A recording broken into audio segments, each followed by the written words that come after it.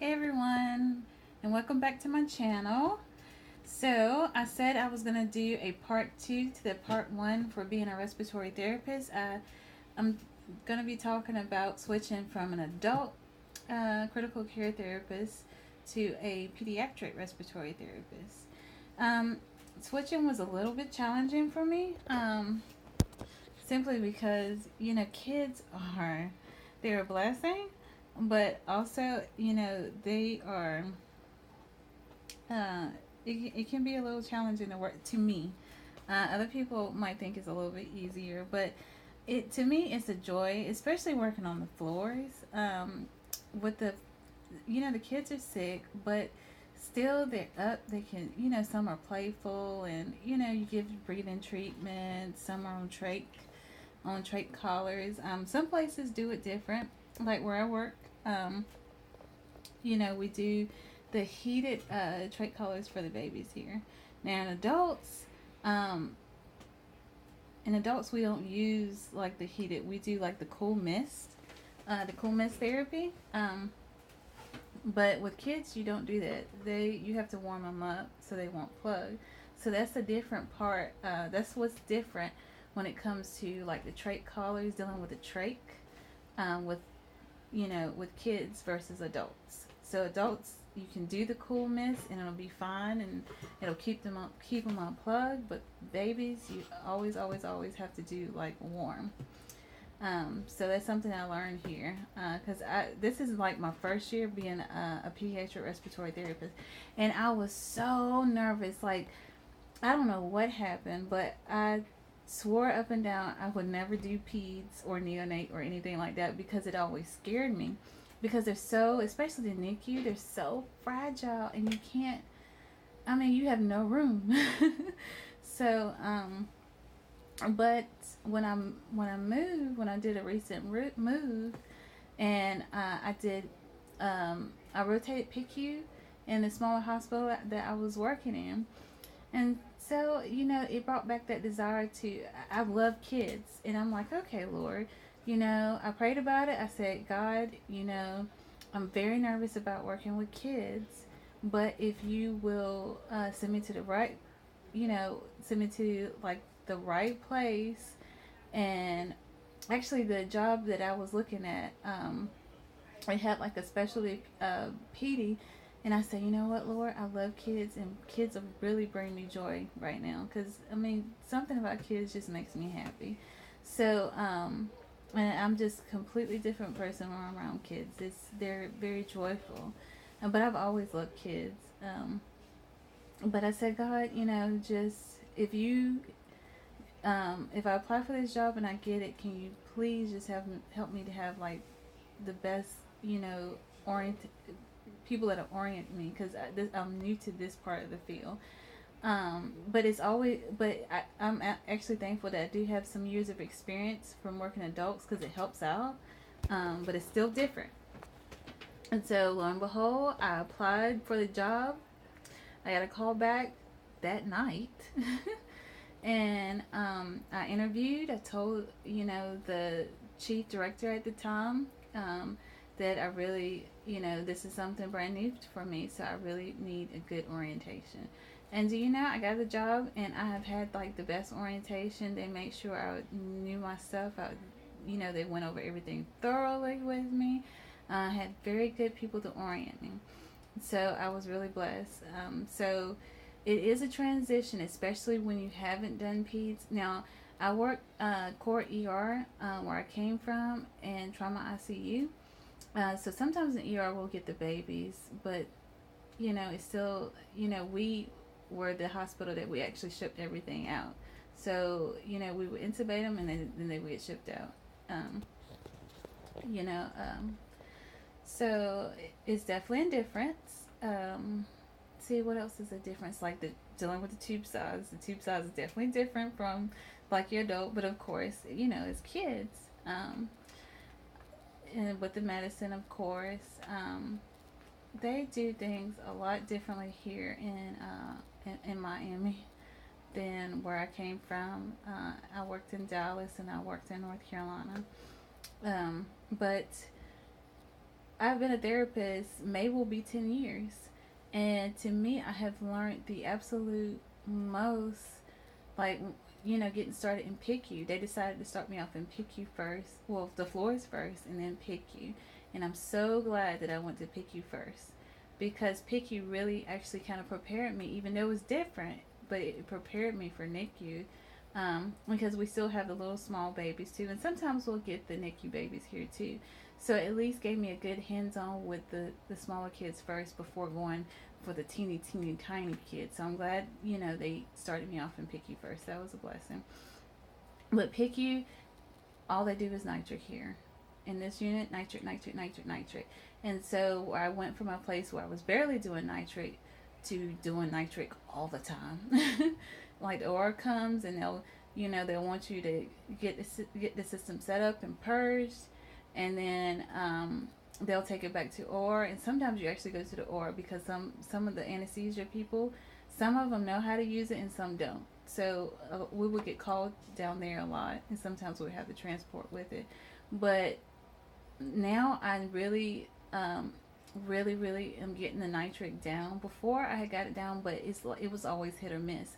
Now it's just like constant. So I feel like, and the same thing for the oscillator. They use a lot of the high frequencies here in PICU and NICU all the time. So I'm always getting that hands-on, always dealing with the oscillator and the nitric. Whereas before, the oscillator, where I was working in adults, is hit or miss sometimes. So you would get it and then you would forget about it because you wouldn't see another oscillator in like 6 months. But here, I feel like I've grown so much as a therapist within the few months that I've been working here, because I'm always messing with these machines that I didn't really get to use a whole lot. They do lots of procedures here at the bedside. Sometimes they do a lot of cardiac cases here. So like today, they actually close up. They had a baby chest open, where the heart was, and they actually kept the baby at bedside to close them up. So, they'll still do like the small bedside procedures. But you see a lot of different, you'll see a lot of different, like, with PICU, you see everything, every single thing, the hypoplasties, what was it? I think we had a tetralogy of Fallot. The NICU, you'll see like the diaphragmatic hernias, you'll see the PDAs, you'll see a lot of different things that I have, that you don't, that I had never, I learned it in school, but that was a long time ago. That was 10 years ago. So you see a lot of different things here. And so I feel like, adding that pediatric just, enhanced already what I already knew. And actually is, making me a well-rounded therapist. And I think it's good for you to be well-rounded. If you're coming out of school, if you want to do peds, that's good. But, I would suggest, because, it's good for, the field, to just be, just be open, just be well-rounded, because a lot of times that looks really good on your resume. And I mean, just be flexible. So, some people get to peds, like a lot of therapists here, they haven't worked adults. They've just only done peds. But I'd suggest, if you're a student, try a little bit with the adults for a while and then come over to peds. Just get well-rounded. A lot of places, it'll say that it'd be nice if you would have some pediatric experience, but don't be afraid to take that leap, because they'll still take you if you don't have that much experience at all. Me, I had teeny tiny. I worked in a smaller hospital, so we had to do it all. Adults, babies, but again, they shipped out the baby, so we didn't get to actually manage it. But I suggest that, don't, you can do, if adults is only what you want to do, that's fine. We always need adult therapists. But I suggest, if you actually are afraid to take that step, just don't, you can do it afraid. If I can do it, Any RT can do it, and I'm not a bad RT. It's just that I was so like I was so nervous about taking this step because the kids are so fragile. But you can do it. It's not as bad as you think. And so if you're an RT, you're thinking going from adults to kids. Don't be afraid to take the step. Just let them know that this is something new to you, and they'll give you that time. They'll give you as much orientation as you like, and it doesn't take that long. It doesn't take that long for you to get it. So I hope this will help somebody who is trying to go from the adults to pediatrics. Just do it. Don't worry about not getting the proper training, because you will get the proper training. They're very precise. They're very on top of it. At least where I work, they're very precise and very on top of it. Of course, we're always short, but still, even the leads that I work with, they still help you out. Somehow they'll make a way to help you out, so you won't be drowning. The only thing is the difference between adults and kids. Adults, they do every 4-hour vent checks. Some places every 3, but with kids, they do every 2-hour vent check. So you're always like on your feet. And when you work day shift, and I am not a day shift person, I'm a night shift person, but I can't go to nights yet because they still need help on days. So, but you're always, the day shift is like crazy busy. Like, it's been times I haven't been able to eat till like 5 o'clock. So, but that's on certain days that they do like their procedures, and they're always be having people on nitric here. So, let's see, what else is it? The codes are very different. If you are trying to go to pediatrics, make sure you get your PALS and your NRP. Like where I work, I could not start this job until I got my NRP. I had my PALS. I had BLS, ACLS, and PALS. But they were like, you have to have NRP, because what they want you to do is they rotate you on the floors, rotate you in the NICU, and you have to rotate in NICU because they have to be able to use you everywhere. So NRP was the hardest one for me to find, because they don't offer a lot of classes, and then so many people are trying to get RP. NRP it can be very, very hard to find. PALS was okay. Well, luckily for me, I didn't have to pay for it like ACLS or PALS, because the place I was working at, let you do it for free. Some people try to get the NPS credential. You don't have to have it. It looks good, but you don't have to have it. And also here, once you hit like I think the first year mark with PICU, you can go on transport. So once you get 1,000 hours straight in PICU, you can start going on transport. So that's something I would love to do. But I think I'm at least wait a good year before I try to do any type of PICU transport, so I can get really, really good. And still, after a year, you're still always learning. NICU, they want you to have at least 3 years experience here before they'll let you do NICU transports.